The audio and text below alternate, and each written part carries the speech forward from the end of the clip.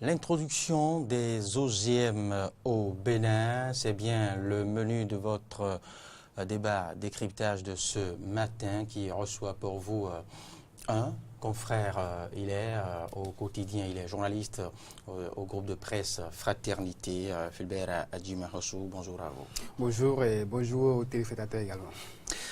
Alors, je le disais tantôt, à l'issue justement de la publication du menu de la plénière de ce matin, différentes associations de la sauvegarde de l'environnement, de la défense des droits des consommateurs et de la société civile ont gaillé l'esplanade de l'hémicycle, j'allais dire, du palais des gouverneurs à Porte-Novo pour fustiger ce seul point de la plénière de ce jour, l'introduction des OGM au Bénin.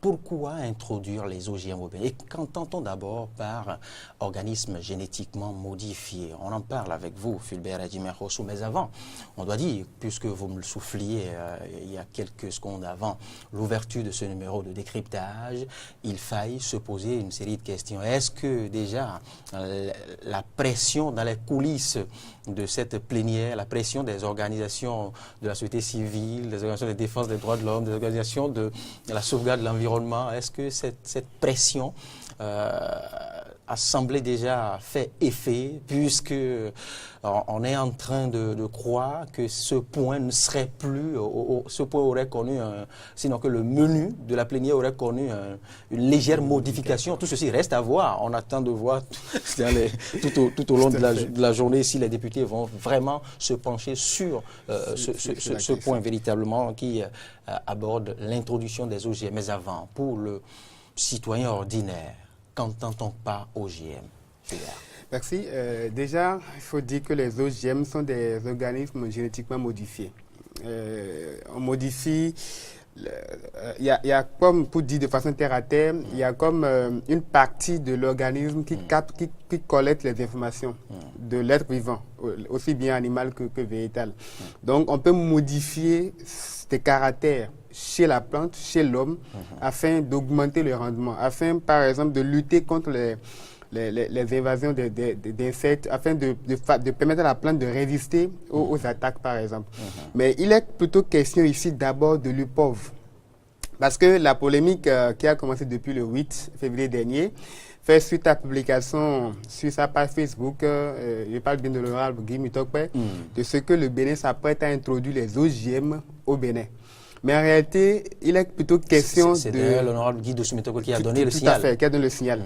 Mais il est plutôt question de la ratification de l'adhésion du Bénin à l'Union internationale pour la protection des obtentions végétales, l'UPOV. Qui, il faut le préciser, est une convention internationale pour la privatisation de nos semences agricoles. Tout à fait. Quand on parle de l'UPOV, c'est d'abord la privatisation. C'est le mot qui revient aussitôt. Donc, le lien entre l'UPOV et les OGM, il n'y a pas grand écart. Parce que déjà, quand on parle de protection, les OGM, quand on modifie, quand on a un nouveau caractère, c'est une propriété intellectuelle. C'est un chercheur qui a abouti à ce caractère-là. Donc, c'est une propriété à protéger. Et donc, ce qui fait que les OGM entrent également en ligne de compte des semences, par exemple, protégées par l'Union, par l'UPOV. Et donc, ce qui fait que quand on parle automatiquement de l'UPOV, la crainte des OSC, c'est automatiquement comment faire pour éviter qu'on en arrive aussi aux OGM. Et donc, c'est normal que le débat sur l'UPOV soit déplacé automatiquement pour le débat sur les OGM. Il faut le rappeler très rapidement que les OGM au Bénin, ce n'est pas la première fois qu'on en parle. Ça fait pratiquement déjà près de 2 décennies. Le Bénin a pris un premier moratoire qu'on a pour 5 ans. On n'a pas pu faire bouger les lignes pendant 5 ans. Nous sommes obligés de revenir prendre un second moratoire, je crois en 2008, et donc qui a pris fin en 2013. Et donc depuis 2013, nous sommes dans un vide juridique. Il n'y a pas un troisième moratoire, il n'y a pas de nouveaux tests pour dire aujourd'hui nous sommes pour les OGM, nous sommes contre les OGM, donc nous sommes là en l'air, tout simplement. Oui, Fulbert Adjimé-Rosso, est-ce qu'il n'y a pas un comportement un peu antithétique quand on sait que seulement le 17 décembre 2018 déjà, que le Bénin a voté pour l'adoption, je ne vous apprends rien, l'adoption de la Déclaration des Nations Unies sur les droits paysans, droits des paysans et autres personnes travaillant dans le monde rural. Et que seulement quelques semaines après, je ne sais pas s'il faille préciser encore un pan de cette déclaration justement dont la disposition en particulier celle de l'article 19 à la page 16 plus précisément est contraire au menu principal de ce qui fera le point de la plénière du jour. Qu'est-ce qui explique ce comportement antithétique au Parlement? Ce n'est pas nouveau. D'abord, il faut souligner que le débat sur l'UPOV était déjà en cours depuis février 2018, je crois. Je crois il y a un an, le gouvernement a envoyé au Parlement le projet de ratification. Donc, c'est bien après qu'on a adopté cette déclaration dont vous parlez. Et donc, on a envoyé le projet d'adoption de l'UPOV au Parlement. Ça a fait le chemin à la commission du plan, présidée par l'honorable Abimbola. On a tenté une fois de programmer ça en session. Finalement, à cause de la pression de la société civile, on a dû rebousser encore chemin. Il y a eu des audiences entre le président de l'Assemblée nationale et le président de la commission du plan et les OSC. On a compris qu'on ne peut pas adopter l'UPOV dans le contexte actuel sans un minimum de consensus avec les paysans, avec surtout les OSC. Mais c'est après que la déclaration dont vous parlez est intervenue. Et le problème qu'on a au Bénin, souvent, nous ratifions beaucoup de conventions. Et parfois, nous avons des conventions qui s'opposent sans qu'on ne le sache. Parce qu'il y a des... On en est là maintenant. Tout à fait. Parce que souvent, les enjeux de ratification, c'est que le Bénin a l'opportunité de bénéficier des parfois du financement dans le cadre de cette convention-là, de l'expertise surtout également. Mais il se fait que quand on lit parfois des conventions, il y a des points qui se retrouvent être en opposition en déphasage avec d'autres conventions. Et donc, dans l'application, c'est là la difficulté se pose. Mais concernant surtout l'UPOV, la crainte réside dans la souveraineté des paysans. Parce que quand vous avez un paysan, par exemple, qui a des semences, aujourd'hui on cultive le maïs, le paysan, quand il finit de faire sa récolte, il réserve une partie des semences pour la saison prochaine. Mais désormais, ce ne serait plus ça. Quand on a des semences qui sont des semences protégées, vous finissez de produire, vous devez aller encore voir l'importateur, le fournisseur, avant de faire de nouvelles, avant de faire de nouvelles cultures. Vous ne pouvez pas utiliser les mêmes semences pour la prochaine culture. Donc il faut nécessairement, c'est comme par exemple pour le coton, vous êtes obligé d'aller payer d'abord des semences de coton. Vous ne pouvez pas utiliser les graines de coton de cette campagne pour la campagne prochaine. Donc chaque fois, le paysan est dépendant finalement du producteur des semences. Et donc dans ce cas, les producteurs des semences sont souvent des firmes internationales. Donc comme Monsanto, le producteur est alors dépendant, dans ce cas, d'autres firmes à l'étranger. Et donc le coût de production s'augmente parce qu'en temps, il ne payait pas des semences avant de produire. Le coût de production alors finit par s'augmenter. Pendant que dans le temps, on lui fait croire qu'il y a de meilleurs rendements. Parce que aussi scientifiquement, il faut dire que quand vous avez plusieurs fois utilisé les mêmes semences, je prends par exemple le cas du maïs, puisque c'est ça que nous consommons beaucoup plus. Quand vous prenez le maïs par exemple, vous l'utilisez cette saison, une deuxième ou troisième saison, à un moment donné, il y a une détérioration qu'on appelle de la capacité du rendement. Vous avez déjà utilisé plusieurs fois, donc ça commence par ne plus donner autant. Mais quand vous prenez les semences génétiquement modifiées ou les semences dont on parle protégées par l'UPOV, le rendement est important. C'est intéressant en matière de rendement et c'est surtout parce qu'on veut répondre aux besoins alimentaires du monde. Parce qu'on se dit que avec les questions de changement climatique, avec les questions d'érosion des sols, tout ça, il faut avoir à l'esprit qu'on a besoin davantage d'augmenter le rendement des productions pour pouvoir répondre aux besoins alimentaires du monde. C'est dans ce cas que les questions de semences améliorées sont intervenues. Et donc, il faut protéger ce qui a déjà réussi ailleurs. Et donc, quand c'est protégé, vous devez aller chercher, vous devez payer d'abord avant avant de pouvoir avoir accès à ces semences-là. Vous payez, ça veut dire que vous augmentez alors le coût de votre production et c'est ce qui n'est pas d'abord... c'est pour ça que les producteurs béninois ne sont pas du tout d'accord parce qu'il faut dépendre d'une autre entreprise à l'extérieur. On ne sait jamais. Ça fait encore une peine de plus pour eux. Une peine sensible, et ça il faut le préciser. En attendant de revenir, Fulbert Adjima-Rosso, sur les impacts sur l'environnement, vous l'avez sorti quelque peu, le rendement qui s'en va s'affaiblir au fil du temps. En attendant de revenir sur l'impact sur la santé des citoyens, des populations. Restons d'abord dans ce qui est de l'intégrité des paysans au Bénin. A-t-on pensé à nos paysans, Fulbert? Oui, je crois que le gouvernement, d'une manière ou d'une autre, fait montre de ce qu'il pense aux paysans. Quand vous lisez par exemple le relevé du Conseil des ministres qui envoie le projet de décret, le projet d'adoption ou de ratification de la Convention de l'UPOV, il y a 4 points pratiquement où l'on dit que ça permettra aux paysans béninois d'avoir des semences améliorées et donc d'avoir des rendements meilleurs. Le gouvernement est en train de dire d'une manière ou d'une autre qu'il pense aux paysans, qu'il pense à leurs problèmes de rentabilité. Plutôt au rendement. Au problème de rendement.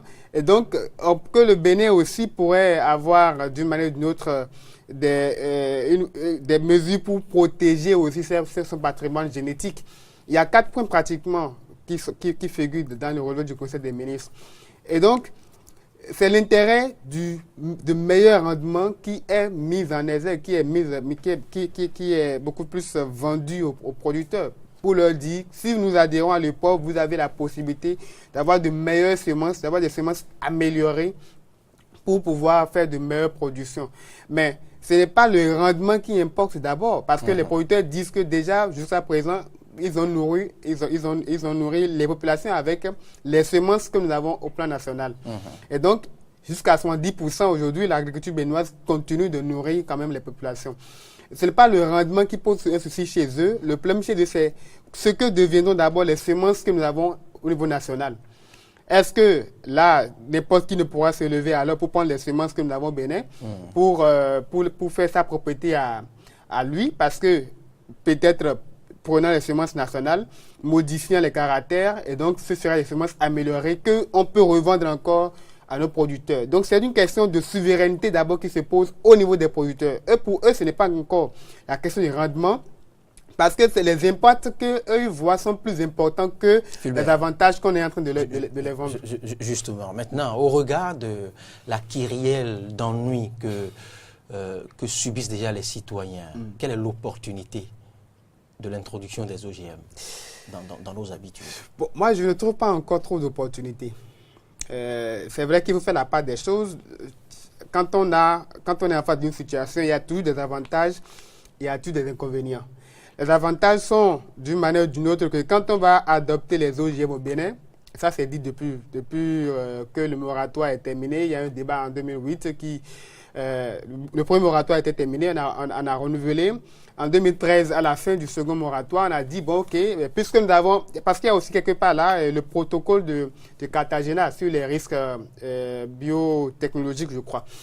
Donc, on a dit, bon, puisqu'on a adopté cette convention-là, bon, il y a des opportunités pour la recherche au Bénin. Nous avons le laboratoire, par exemple, de génétique de l'UAC, qui est le laboratoire de l'UEMOA en matière de manipulation des gènes, en matière des OGM, en griffe, si on peut le dire déjà. Parce que là, ce n'est pas qu'on produit des OGM dans ce laboratoire-là, mais on peut contrôler les OGM qui sont sur le marché béninois. Donc, c'est un laboratoire qui est construit pour l'espace UEMOA. Donc, en matière de recherche, déjà, quand on adopte ces genres de conventions, c'est qu'on a des opportunités de financement, de l'expertise en matière de recherche. On a beaucoup d'opportunités, mais pour qui, surtout, on fait ce travail-là, c'est les paysans. Justement.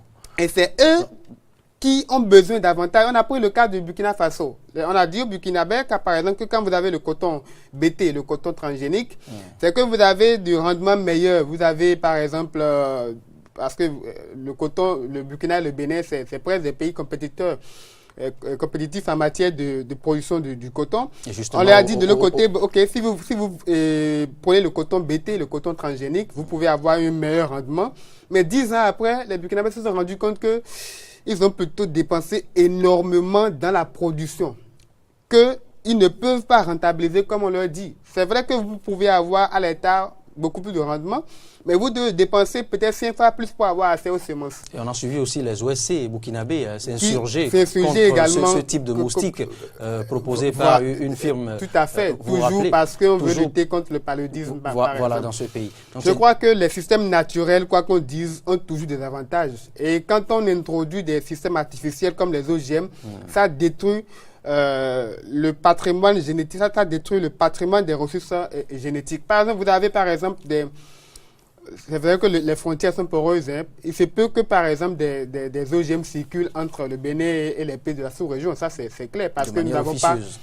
Vous avez un paysan, par exemple, qui est du côté de la frontière du Burkina Faso. Peut-être qu'il prend une semence qui vient le planter au Bénin. Il n'y a personne pour contrôler ça. Donc, ce qui veut dire que la porosité des frontières favorise aussi la migration des semences transgéniques.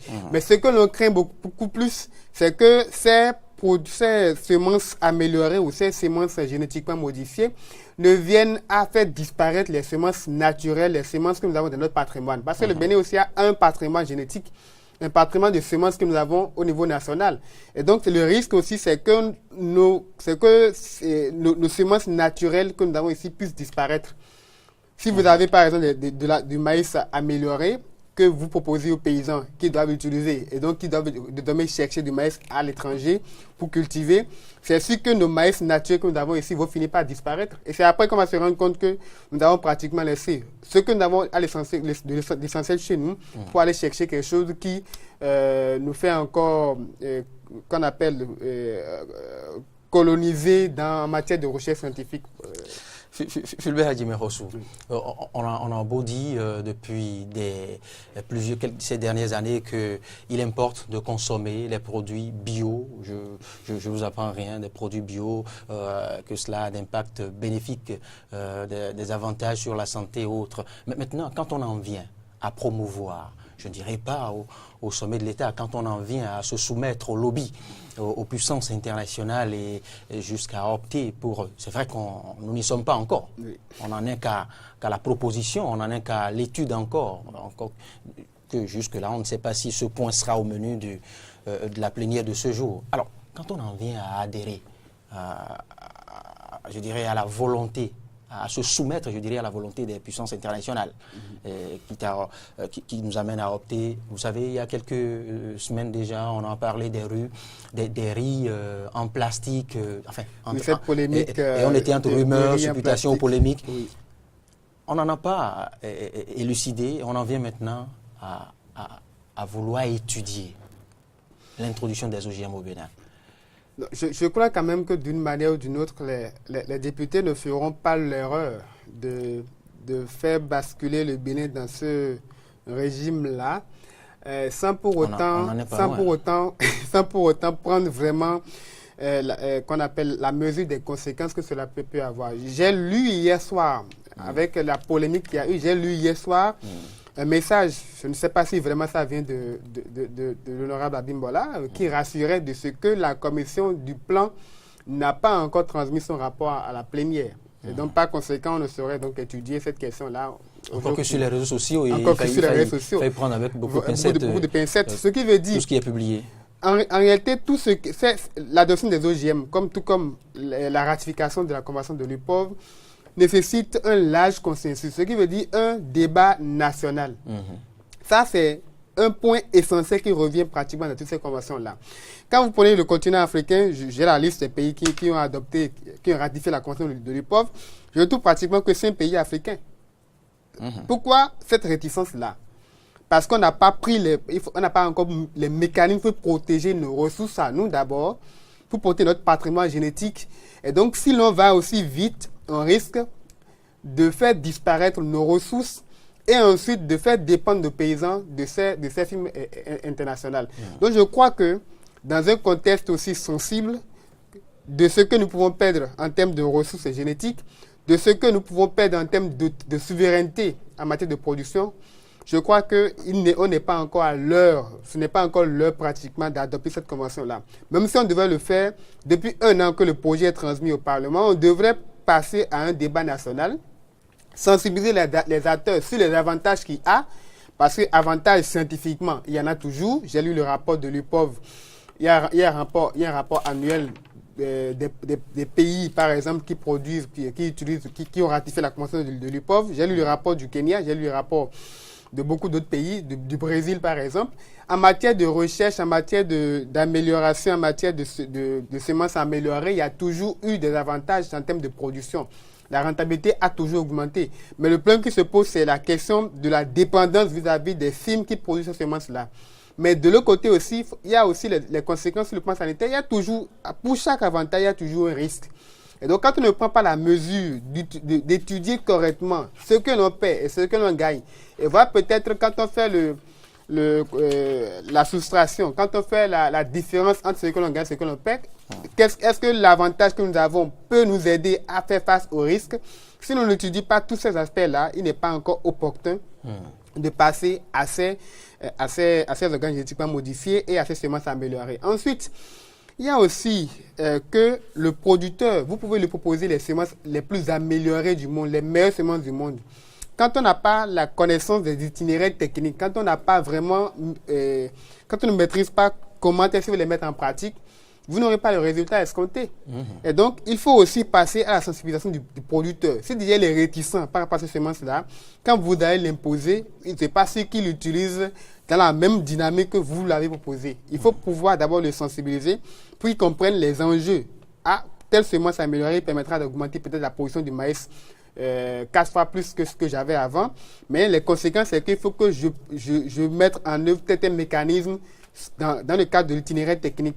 Si tout ça, ce n'est pas respecté, souffrez que nous soyons membres de l'UPOV, mais sans pour autant bénéficier réellement des avantages de l'UPOV. Fulbert Adjimeroso, puisqu'on n'est pas sous la menace d'une crise alimentaire et que vous venez de nous l'expliquer que le seul avantage ici, c'est la rentabilité, l'augmentation, parlant de la productivité sur les différents produits, sur les différentes denrées de première nécessité ou non. Alors, puisqu'on n'est pas menacé par une crise alimentaire, quelle est l'imminence? Qu'est-ce qui justifie l'imminence? Qu'est-ce qui justifie l'urgence d'adoption ou d'étude même d'un tel point? Il n'y a pas vraiment urgence, mais quand on... qu'on appelle... On dira que nous ne vivons pas à part, nous sommes dans un ensemble sous-régional. Nous sommes dans un ensemble... Et beaucoup de pays sont en attente, comme le Bénin, sont sur les attentes pour adhérer à l'UPOV, qui est... C'est comme l'OAPI. L'UPOV fonctionne comme l'OAPI. C'est une question de protection des semences améliorées. C'est une question de protection des résultats, des brevets. Voilà, c'est des questions de brevets et tout ça. Donc le Bénin se voit aussi en mesure de saisir les opportunités qu'il y a à protéger les semences, à protéger les résultats, les innovations en matière de biotechnologie. C'est toujours intéressant. Mais le problème, c'est en quoi ce serait utile pour le paysan. Le paysan est toujours la cible la plus importante de la chaîne. Il y a des fournisseurs de semences, il y a des producteurs de semences, il y a des firmes qui sont spécialisées pour ça. Mais ceux qui sont les plus concernés, c'est les paysans. Et les multinationales. Et les multinationales. Mais ceux qui sont les plus concernés, c'est les paysans. Donc, je crois que je ne suis pas certainement dans l'optique de pour ou contre le pauvre, pour ou contre l'OGM, mais tant qu'on ne passera pas un débat suffisamment national sur la question des OGM et sur la question de l'UPOV, qu'on passe à une adoption aussi rapide, aussi accélérée, ça aura toujours des conséquences. On va se rendre compte après qu'on aurait dû prendre des précautions. Parce que les pays même qui sont les plus industrialisés ont souvent pris tous les mécanismes possibles pour protéger leur patrimoine génétique, leurs ressources génétiques avant même de passer à l'adoption de l'UPOV. Parce que vous passez vous ratifiez une convention et les conséquences qui suivent automatiquement, c'est que ce qui n'est pas protégé peut être alors manipulé. Juste. Si nous ne protégeons pas notre tomate Tonvi, par exemple, ici, peut-être que c'est une opportunité pour d'autres chercheurs de venir voir ça. Bon, ok, d'accord, je prends la tomate Tonvi du Bénin, je peux modifier les semences et puis je peux revendre ça ensuite au même producteur. Donc, ce qui fait que nous perdons notre tomate Tonvi naturelle pour une autre tomate améliorée, mais notre patrimoine est en train de s'éroder dans ce cas. Donc je crois qu'il est plus important, il est plus prudent pour nous de prendre toutes les mesures possibles. Et je crois que c'est ce qui est normal, de prendre toutes les mesures possibles pour éviter de basculer dans un régime de protection végétale qui ne nous avantage pas aussi que nous pensons. En tout cas, on continue de suivre l'actualité au Palais des gouverneurs pour voir si ce point sera bien au menu de la plénière ce matin et nous ferons aussi le point dans nos prochaines éditions justement sur Matin d'Eden, sur Eden Télévision, de la manifestation sur l'esplanade.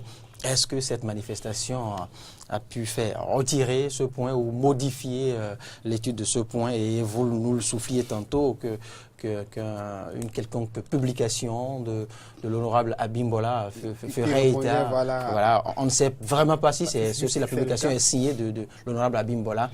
Si tel est le cas, normalement, ce point ne devrait pas figurer ce matin au menu de la plénière. Surtout quand on dit qu'il faut un consensus. Je crois que l'idéal serait alors de rencontrer les OSC qui défendent la protection de nos ressources naturelles pour voir dans quelle mesure leur faire comprendre l'état d'évolution du dossier pour qu'ils soient rassurés de ce qu'on n'est pas en train de préparer quelque chose qui va se retourner contre nous après.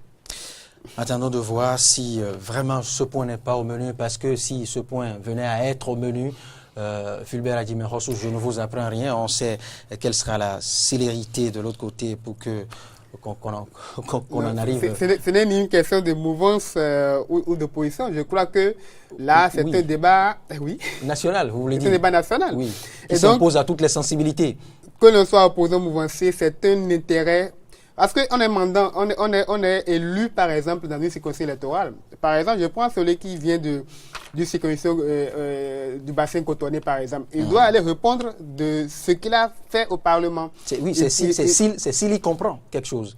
Bon, il y a aussi ça. Et s'il le fait sans en connaître la substance. Il y a aussi que, voilà. Quitte à poser la question après, même à d'autres, qu'est-ce que cache le document que j'ai voté? Il y a aussi que si les députés ne comprennent pas vraiment les rouages de cette adoption, on risque d'avoir après des regrets. Parce qu'aujourd'hui, on parle dans le débat politique de l'article 242 du Code électoral. Oui. Les gens ont voté quand même le Code électoral. Et aujourd'hui, on se rend compte qu'on n'a pas été vraiment précis à sur tel article. Oui. Je crois qu'il serait mieux que l'on prenne tout le temps pour débattre de tous les aspects d'un document, de tous les aspects d'un accord de ratification ou d'une loi avant de passer, que de revenir après regretter, de voir comment on peut se retirer encore de cette convention-là. Et c'est maintenant plus que jamais. Il fallait prendre le temps et étudier ce document, ce point inhérent à l'introduction des OGM au Bénin pour ne pas subir encore ce que l'article 242 nous fait subir encore et nous fera subir davantage. Le débat qu'on aurait pu éviter. Oui, et voilà. Et cela devait nous servir de leçon. Tout à fait. Pour ne plus nous hâter à en adopter d'autres, justement. Alors, Fulbert Adjimi Rossou, et si on venait à l'adopter? Si on venait à l'adopter, c'est un peu difficile de gérer la suite. Parce qu'il faut, dans ce cas, nécessairement, il y aura une série de contestations de la part des OSC ou des Djinoukoum et autres qui défendent des contestations qui se mousseront au fil des jours. Et nous sommes dans un contexte préélectoral. Ce n'est ni favorable pour la mouvance, ni favorable pour l'opposition. Ce n'est pas favorable dans un contexte d'en rajouter encore des crises. Parce que ceux qui sont appelés à élire les députés sont aussi des paysans. Et donc quand vous leur dites après, l'opposition peut servir par exemple la balle au bon pour dire ok, ils sont partis au Parlement voter une loi contre vous. Parce qu'on n'a pas eu le temps d'expliquer concrètement aux paysans ce que c'est que le pauvre, les avantages qu'ils tirent, les inconvénients auxquels ils peuvent faire face. Et donc, dans un débat de flou, qui peut devenir un débat politique, où on ne ferait plus la distinction entre ce qui est politique et ce qui est scientifique, c'est le champ ouvert à tout pratiquement. Parce que le paysan, lui, n'est pas vraiment aussi intellectuel. Même nous-mêmes qui sommes un peu cultivés, nous n'avons pas vraiment qu'on appelle tous les éléments essentiels pour comprendre les avantages et les inconvénients de ces semences améliorées ou de ces conventions qu'on veut nous faire adopter, par exemple. Donc, si le débat pour le moment, qui reste pour le moment encore technique, parce que on n'en fait pas encore une question politique.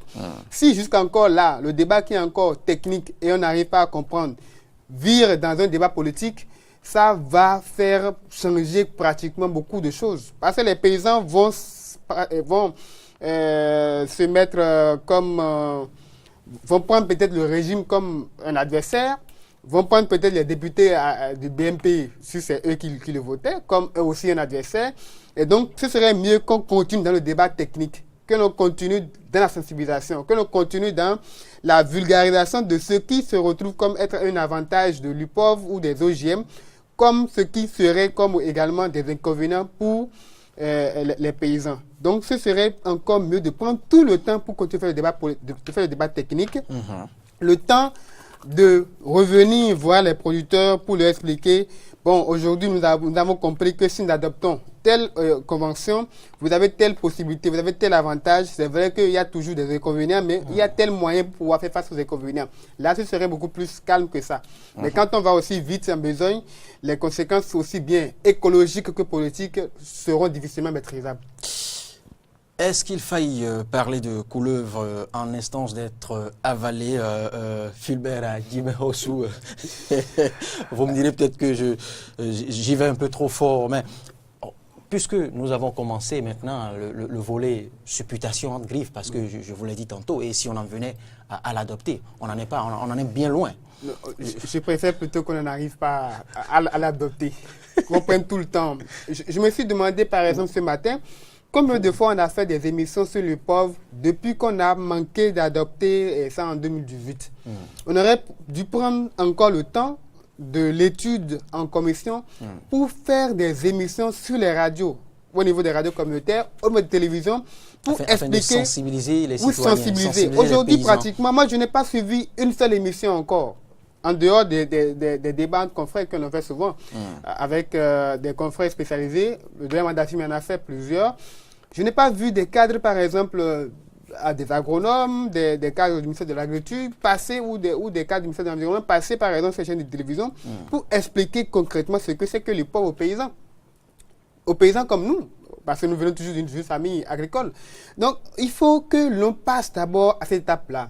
Tant que les gens ne comprendront pas l'utilité et les inconvénients, le débat ne serait pas du tout intéressant. Parce qu'on serait toujours dans le débat politique. Parce qu'on verra toujours que celui qui a fait la lettre est un opposant, donc c'est parce qu'il est un opposant qu'il a fait la lettre.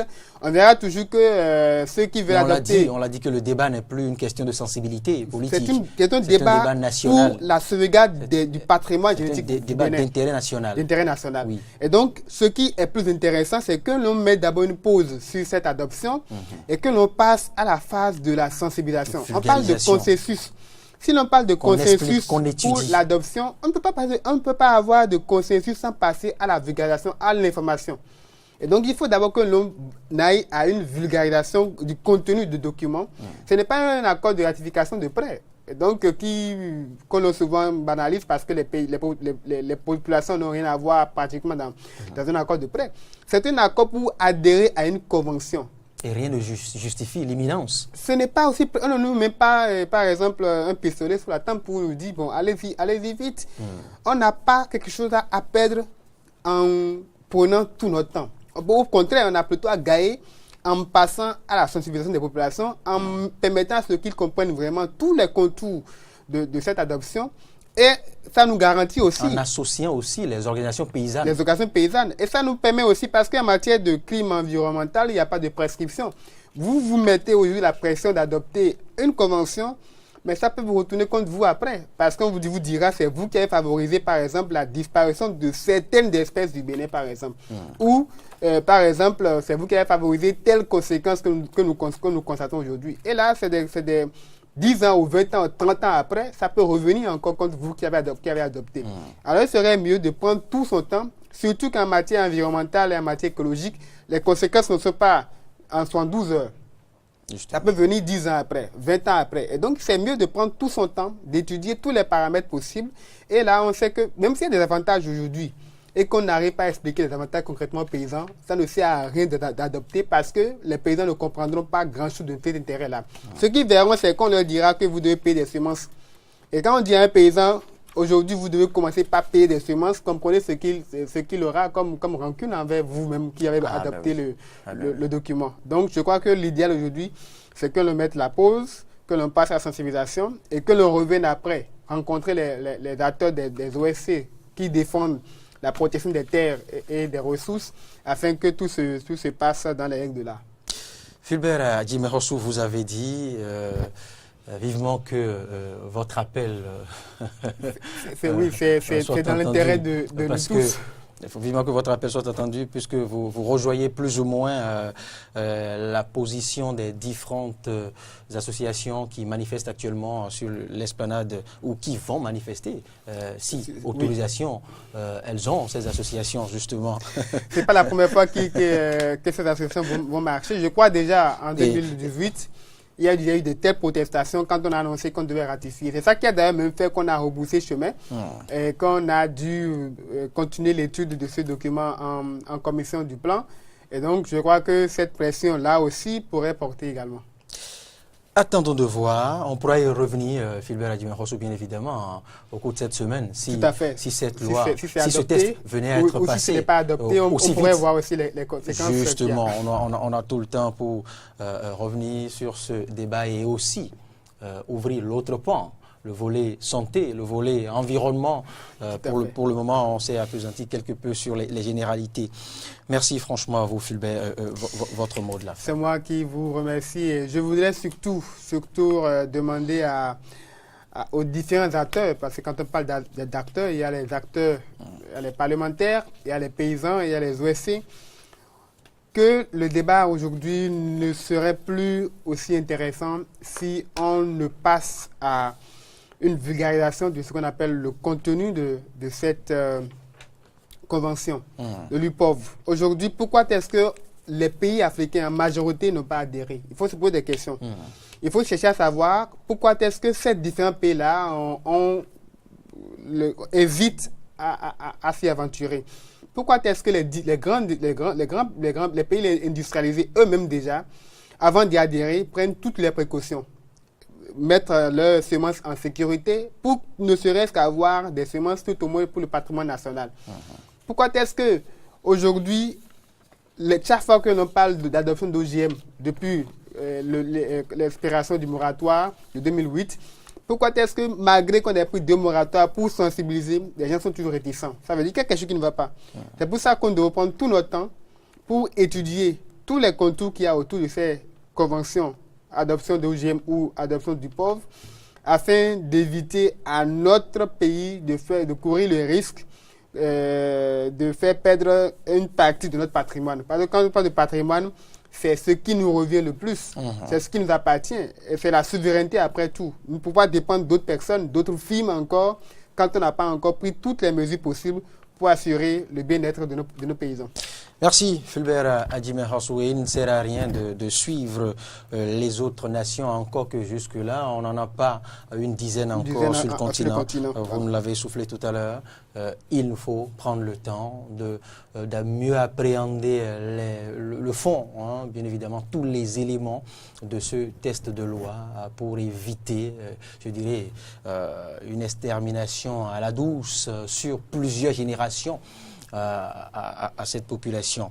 Voilà, on continue, comme je vous l'ai dit, de suivre l'actualité au Palais des Gouverneurs. Amen Didier, on peut nous dire, su pour nous. L'actualité à l'hémicycle et il pourra revenir dans les différentes éditions de la journée pour nous faire le point. Est-ce que c'est au menu de la plénière? Est-ce que l'introduction des OGM est bien au menu de la plénière? L'a-t-on retiré? Qu'en est-il justement de la manifestation des différentes associations, de la société civile, de la sauvegarde de la nature, de la sauvegarde de l'environnement et de la défense des droits des consommateurs sur l'esplanade du Palais des Gouverneurs? On y vient dans nos prochaines éditions. Merci.